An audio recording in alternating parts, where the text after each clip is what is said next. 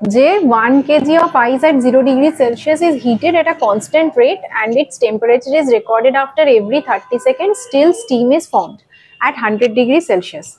Draw a temperature time graph to represent the change of phases.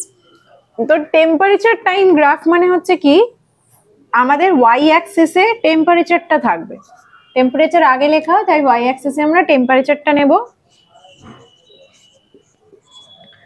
R x অ্যাক্সিসে আমরা টাইমটা নেব।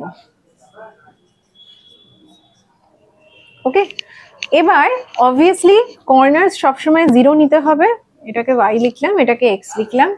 এবার আমাকে বলেছে যে আফটার এভরি 30 সেকেন্ডস করে করে টাইমটাকে বাড়ানো হচ্ছে, তার মানে চেক করা হচ্ছে, রেকর্ড করা হচ্ছে। তো আমি মোটামুটি 30 ডিফারেন্সই নিয়ে নিচ্ছি। ফার্স্টেরটা 30 নিলাম, তারপরে 60, তারপরে 90, তারপরে 120, 180, 210, 240, এভাবে বাড়ছে। আর এখানে টেম্পারেচার রাইজটা ধরো আমি 10-10 করে নিতে পারি, 20-20 করে নিতে পারি। এখানে টেম্পারেচারের ব্যাপারে কিছু আলাদা করে মেনশন করেনি, তো আমি ধরো এটাকে 20 নিলাম, 40, 60, 80, 100, 120, ঠিক আছে। এবার প্রথমে কি বলছে যে একটা 1 কেজি আইস নেওয়া হয়েছে যেটা 0 ডিগ্রি সেলসিয়াসে রয়েছে, is heated at a constant rate and its temperature is recorded after every 30 seconds till steam is formed at 100 degrees Celsius. তো এখানে কি হবে দেখো, ফার্স্টে 0 ডিগ্রি সেলসিয়াসে আছে, তো এবার যখন ওটা স্টিমে কনভার্ট হবে, সরি স্টিম বলছি, আইস থেকে যখন ওটা ওয়াটারে মেল্ট করবে তখন একটা ল্যাটেন্ট হিট অফ ফিউশন লাগবে।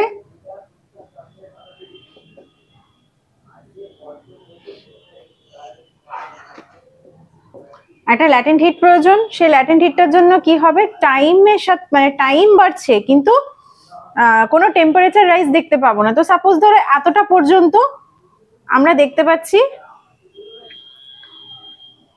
এসেছে, মানে ধরো এ থেকে বি পর্যন্ত এই ধরো 30 বা 90 সেকেন্ডস কোনো রকমের টেম্পারেচার রাইজ হয়নি, কিন্তু হিট অ্যাবজর্পশন হয়েছে। ক্লিয়ার?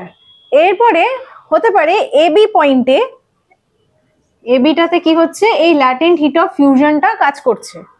এবার এবি পয়েন্ট থেকে এই টাইম গ্যাপটা তুমি নিজের আন্দাজ মতন দিতে পারো, এটা কোনো এমন নয় যে এই গ্যাপটাই দিতে হবে, কম বেশি হতে পারে, কোনো অসুবিধা নেই, কারণ এটা প্রেশার উপরেও ডিপেন্ড করে, অনেক ফ্যাক্টরস অন্যান্য আছে।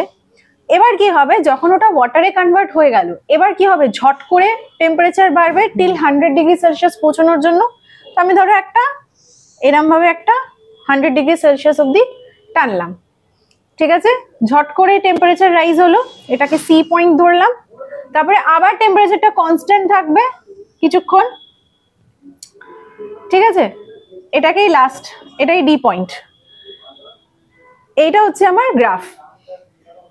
ক্লিয়ার যে এই দুটো পয়েন্ট আমি কনস্ট্যান্ট পাচ্ছি, যখন তোমার ল্যাটেন্ট হিট অফ ভেপারাইজেশন হচ্ছে এই পয়েন্টটা, তাহলে এবিটা হচ্ছে আমার ল্যাটেন্ট হিট অফ ফিউশন,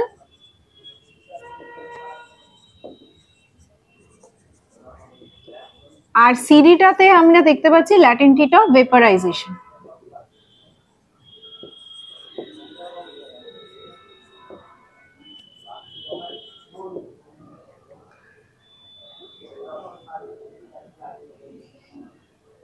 মানে বেসিক্যালি এখানে আইস অ্যাট 0 ডিগ্রি সেলসিয়াসটা কনভার্ট হচ্ছে into water at 0 degree Celsius, আর এখানে water at 100 degree Celsius is converted into steam at 100 degree Celsius.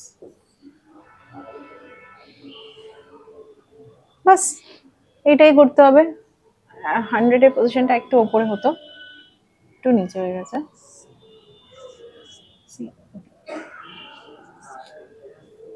এই ড্রয়িংটা বানাতে হবে।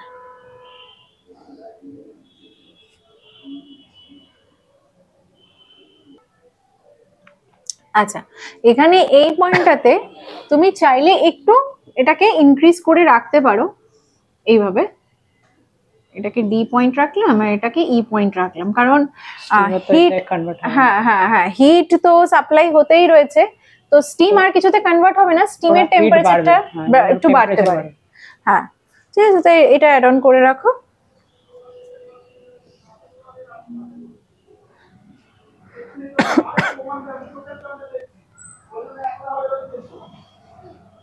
ওকে, নেক্সট কোয়েশ্চেন নাম্বার 3 করব।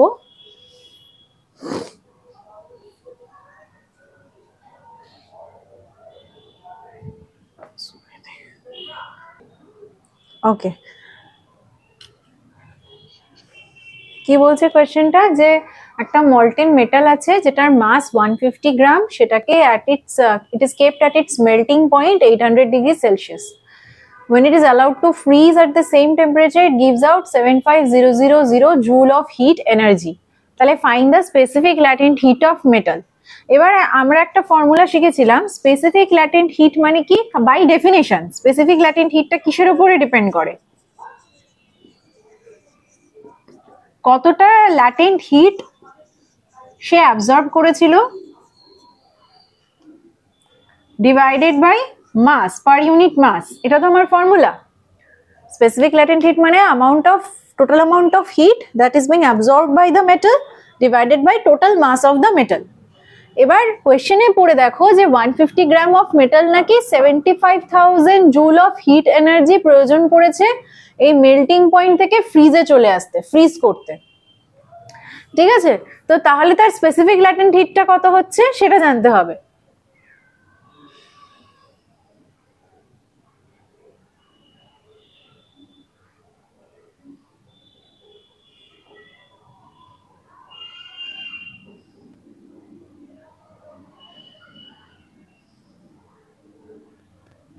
ওকে, তাহলে ফর্মুলা কি ইউজ হচ্ছে, ল্যাটেন্ট হিটের ভ্যালুটা 75000 divided by 150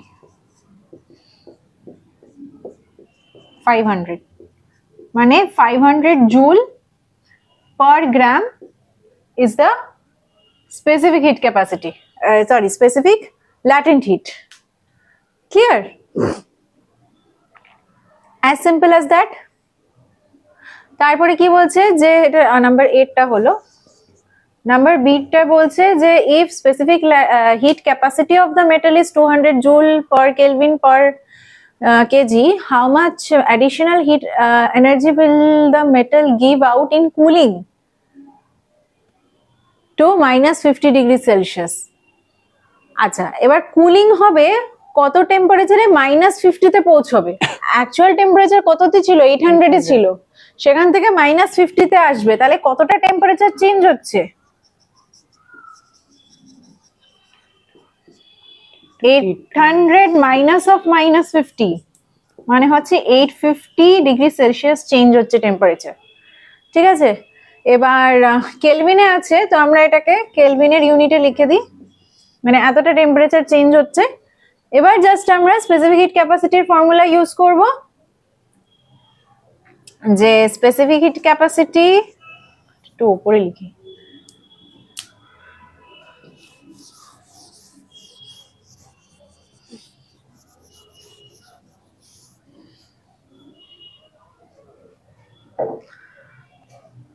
specific heat capacity সেটাতেও কি ছিল, মাস ইনটু স্পেস,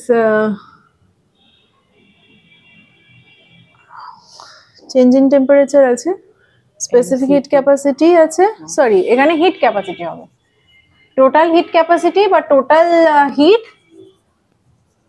যেটা আমরা কিউ দিয়ে রিপ্রেজেন্ট করি, Q equals to MCT, right? কোয়েশ্চেনে ওটাই চেয়েছে, how much additional heat energy is required, তো Q is the additional heat energy, তাহলে সেটা হচ্ছে কিউ ইকুয়ালস টু মাস 150 ছিল, স্পেসিফিক হিট ক্যাপাসিটি 200 জুল, 200,000 মানে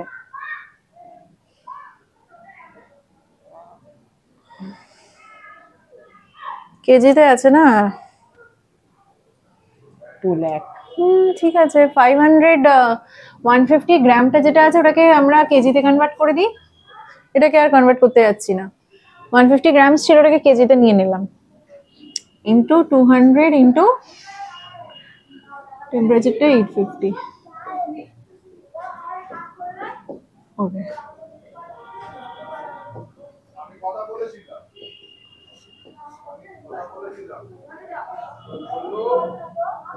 জুল। এতটা অ্যামাউন্ট অফ হিট তোমার অ্যাডিশনালি অ্যাড করতে হবে। ক্যালকুলেশন ঠিক আছে তো? দেখে নাও, আমি একবার অ্যান্সার চেক করছি।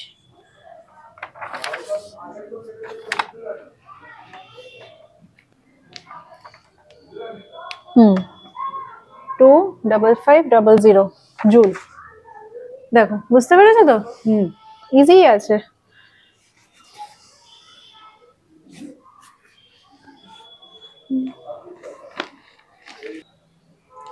এই কোয়েশ্চেনটাতে কি বলছে যে একটা রেফ্রিজারেটরের মধ্যে 100 গ্রাম 100 গ্রামস অফ ওয়াটার রাখা হয়েছে, যেটা 20 ডিগ্রি সেলসিয়াস টেম্পারেচারে রয়েছে। সেটাকে আইসে কনভার্ট করা হচ্ছে which is at -10 degree Celsius, এবং এই পুরো প্রসেসটা হতে 73.5 মিনিটস সময় লাগছে। তো জানতে চেয়েছে যে calculate the average rate of heat extraction in watt. তো ওয়াটে ফাইন্ড আউট করতে বলেছে যে কতটা হিট এক্সট্রাকশন হচ্ছে। তো ফার্স্টে আমরা টোটাল হিট এক্সট্রাকশন কতটা হলো সেটা বুঝবো। আগে একটা মাইন্ড ম্যাপ তৈরি করি। ফার্স্টে হচ্ছে যে ওয়াটারে ছিল ওয়াটার অ্যাট 20 ডিগ্রি সেলসিয়াস, ঠিক আছে? তারপরে সেটা কনভার্ট হলো into water at 0 degree Celsius.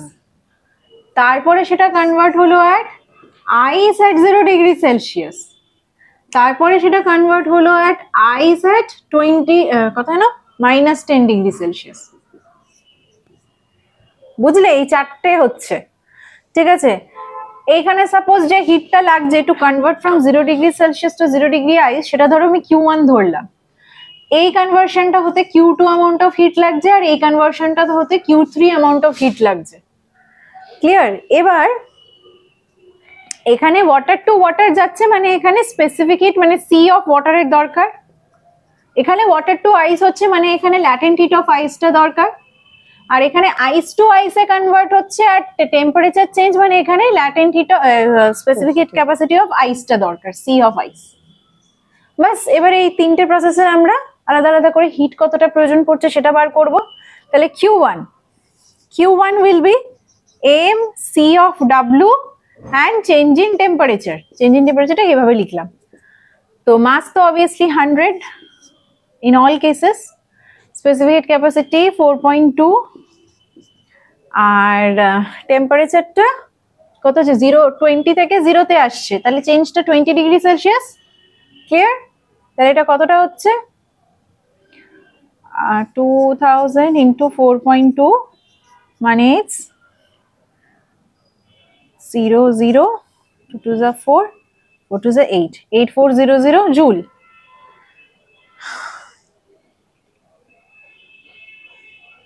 ঠিক আছে? হ্যাঁ, নেক্সট Q2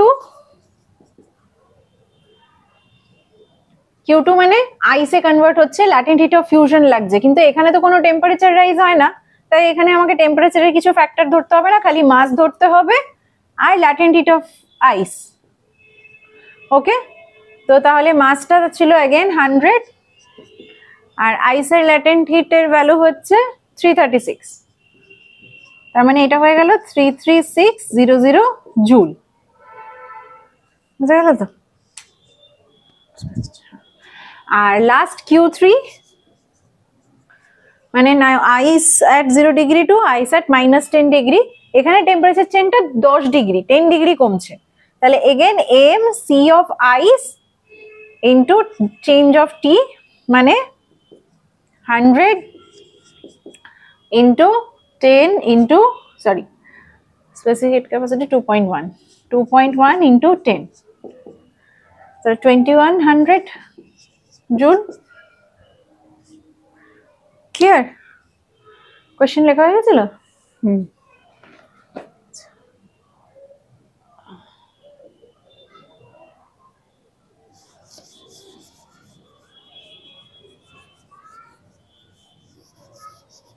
আচ্ছা, এটা আগে এতটা লিখে নাও, তারপর আমি আবার লিখছি আবার।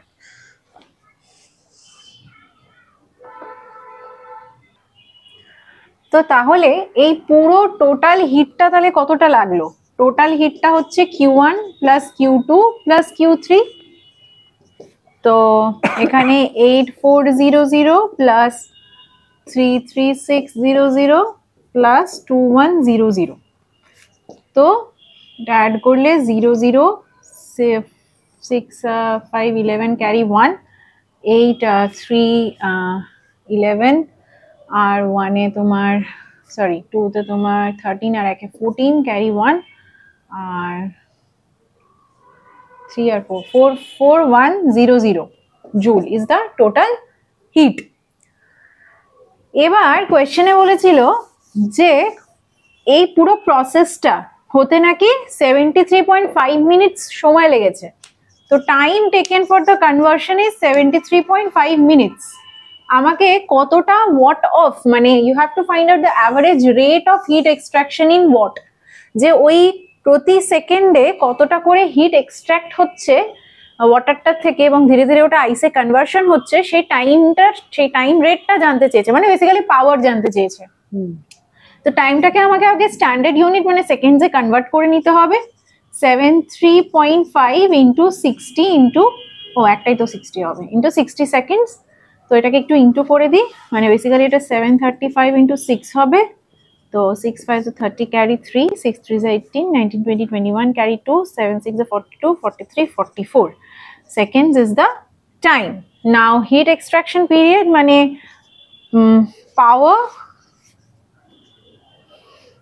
পাওয়ার লিখবো না, এটা একটু স্টেটমেন্ট এরকম লিখবো, rate of heat extraction. Actually পাওয়ারের ফর্মুলা ইউজ হচ্ছে, বাট এইভাবে লিখতে হবে, রেট অফ হিট এক্সট্রাকশন। পাওয়ার কথাটা এখানে বড় অদ্ভুত লাগবে, Q/T। হ্যাঁ, Q/T। তো 44100 বাই 4410, 00 কাটলো 10, তো that means 10 joule per second, অথবা আমরা 10 ওয়াট লিখতে পারি, both are correct. 10 joule of heat per second মানে এক্সট্রাক্ট হচ্ছে, অথবা 10 watt heat per second, 10 watt heat হচ্ছে এক্সট্রাক্ট।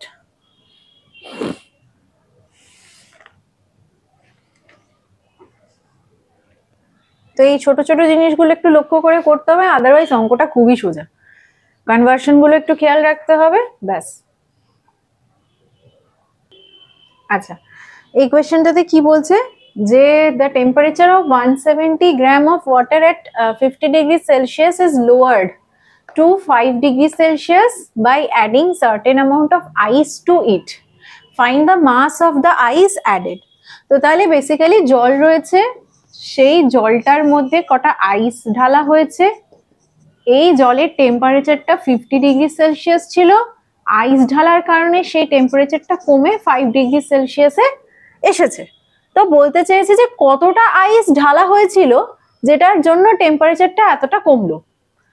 কি করে বার করব? ফার্স্টে আমরা কনসেপ্টটা বোঝার চেষ্টা করি, যে এখানে ওয়াটারের যে কোয়ান্টিটিটা, এই ওয়াটারটা কতটা ছিল, ওয়াটারের মাস ছিল 170 গ্রাম, ঠিক আছে। আর আইসের মাসটা আমরা জানি না, ওটাকে আমি ধরো MI ধরে নিলাম, এম নিচে আই, সাফিক্সে আই। এবার প্রথমত তো ওয়াটারের টেম্পারেচারটা কমছে, আর আইসের টেম্পারেচারটা বাড়ছে, ঠিক আছে। ফার্স্টে কি হবে, আইসটা ওয়াটারে ice at obviously 0 degree Celsius ছাড়া আর কোনো উপায় নেই, ice by default 0 degree Celsius টেম্পারেচারে থাকে। তো আইসটা ফার্স্টে ওয়াটারে কনভার্ট হবে, যে আইসটা ঢালা হলো সেটা আগে ওয়াটারে কনভার্ট হবে 0 ডিগ্রি সেলসিয়াসে, ঠিক আছে। তারপরে সেই ওয়াটারটা আবার 5 ডিগ্রি সেলসিয়াস টেম্পারেচারে কনভার্ট হবে। তারপরে গিয়ে আরেকটা প্রসেস কি হচ্ছে, যে ওয়াটারটা অলরেডি ছিল সেই ওয়াটারটা, মানে প্রিভিয়াস রিমেনিং ওয়াটারটা, ইনিশিয়াল ওয়াটারটা, সেটা যেটা 50 ডিগ্রি সেলসিয়াসে ছিল, সেটা ওয়াটার অ্যাট 0 ডিগ্রি 5 ডিগ্রি সেলসিয়াসে আসছে, 5 এ নামছে তো, হ্যাঁ, ঠিক আছে, তাহলে একদিক থেকে আইসটা ওয়াটারে কনভার্ট হয়ে সেটা 5°C ওয়াটারে উঠছে, আর আরেক থেকে অলরেডি থেকে থাকা জলটা সেটা 50°C থেকে 5°C নামছে। তাহলে এখানে দুটো প্রসেস হচ্ছে। আর আলটিমেটলি এখান থেকে যে হিটটা রিলিজ হচ্ছে সেই হিটটাই এখানে ইউজ হচ্ছে টেম্পারেচার রিডাকশনে। তো ফার্স্টে আমরা দেখব যে এই ইনিশিয়াল যে ওয়াটারটা রয়েছে তার কতটা হিট সে টেক অ্যাওয়ে মানে রিলিজ করছে। ঠিক আছে, তো heat released by water by 170 gram of water, তো সেটার ফর্মুলা কি mc del t।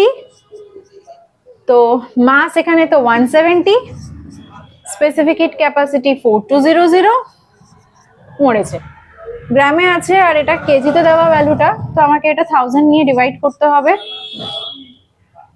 আর টেম্পারেচারটা এখানে 50 থেকে 5 এ যাচ্ছে, তো 50 - 5 মানে 45, তাহলে 17 × 42 × 45 জুল। এটা এভাবেই ছেড়ে দাও, পরে গিয়ে হয়তো ক্যালকুলেশনে সে কাটাকুটি হয়ে যাবে, যদি পরে লাগে মাল্টিপ্লাই করে নাও। আচ্ছা, নেক্সট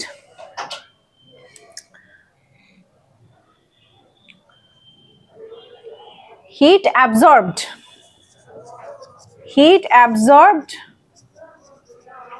by ice, সেটা কতটা হবে? দুটো হবে, to convert into water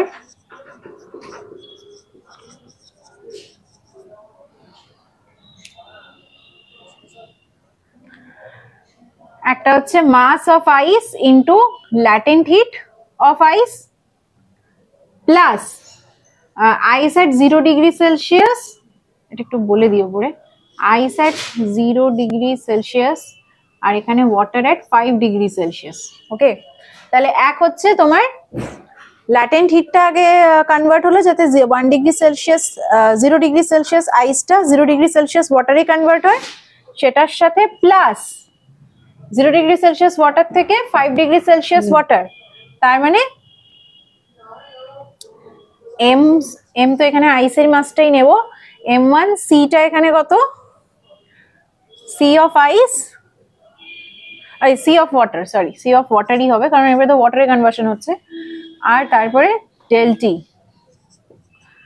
ওকে, মানে এখানে এটা কেন নিচ্ছি না বলছি, ice at 0°C to water at 0°C, এখানে ল্যাটেন্ট হিটের কাজটা হচ্ছে, আর এখানে water at 0°C to water at 5°C, তাই জন্য এখানে স্পেসিফিক হিট ক্যাপাসিটিটা লাগছে।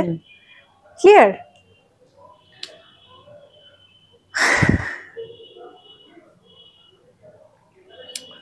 ওকে, উপরটা মুছছি।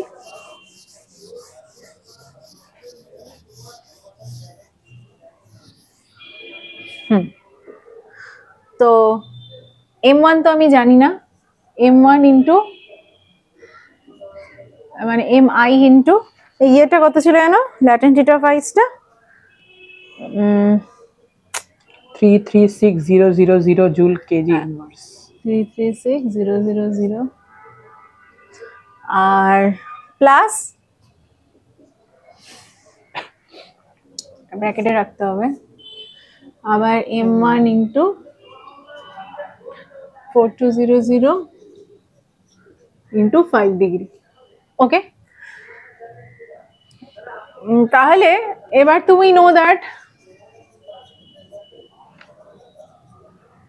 total heat absorbed বা total heat released is equals to total heat absorbed.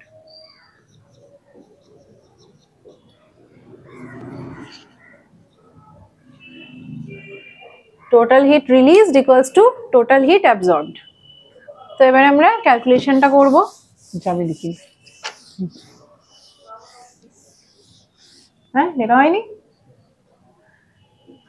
Sorry sorry sorry, দাঁড়া,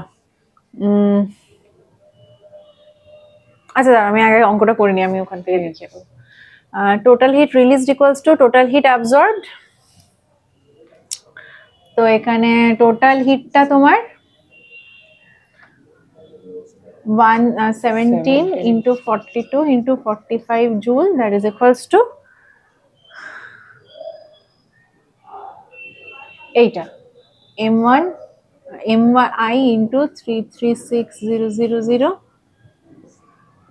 plus mi into 4200 into 5.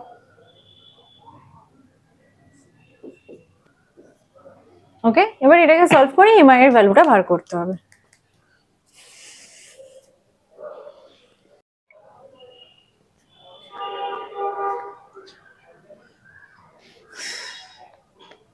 ওকে, ক্যালকুলেশন পোর্শনটা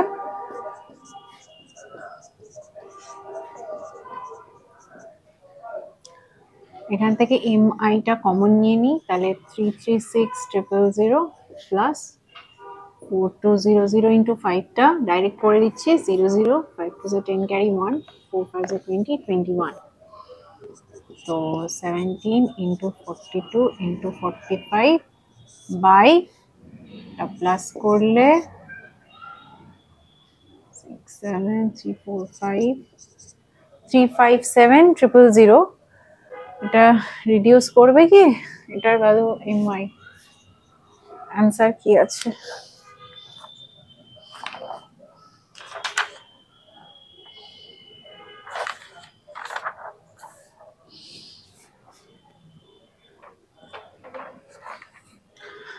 ঠিক আছে, কাটতে থাকি।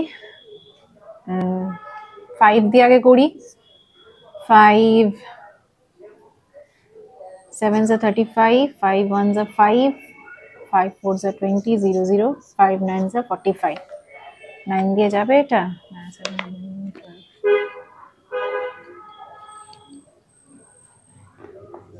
না, যাবে না। 7 দিয়ে যাবে, হ্যাঁ। 7 6 are 42, 7 1s are 7, 0, 7 2s are 14, 0 0। 17 এর টেবিলে আসে 102,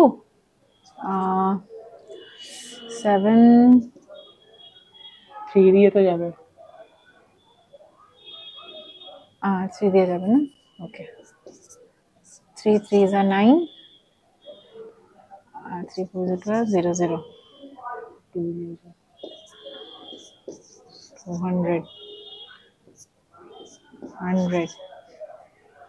ওকে, তার মানে m1 is equals to, মানে mi mass of ice is 9/100 kg, কেজিতে সব ইউনিট নেওয়া হয়েছিল, তাহলে এটা 9 into 1000/100 grams, মানে 90 grams। একটু ভালো করে দেখানোর জন্য গ্রামসে নিয়ে নিলাম, তাহলে 9/100 মানে 0.09 কেজি লিখলেও ভুল আসবে, মানে ভুল নয়। ঠিক আছে, এই অঙ্কগুলো খুব ভালো, একটু বোঝার ব্যাপার আছে আর কি।